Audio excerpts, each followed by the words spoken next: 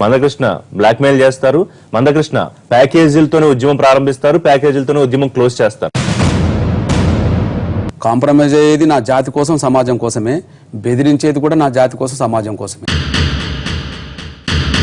సాధ్యం కాని అంశాన్ని పట్టుకుని మందకృష్ణ మాదిగ తన అస్తిత్వాన్ని కాపాడుకుంటూ ఉంటారు. అయితే కొన్ని కారణాల వల్ల కొంతమంది స్వార్థపరులు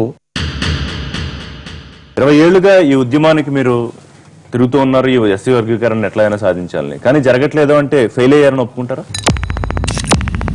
50 ఏళ్లకు సమానమైన అవకాశాల కంటే ఎక్కువ పొందాం. కేవలం మాటలు మాత్రమే చెప్తారు. మందకృష్ణ మాదిగ ఒక కాగితం పులే.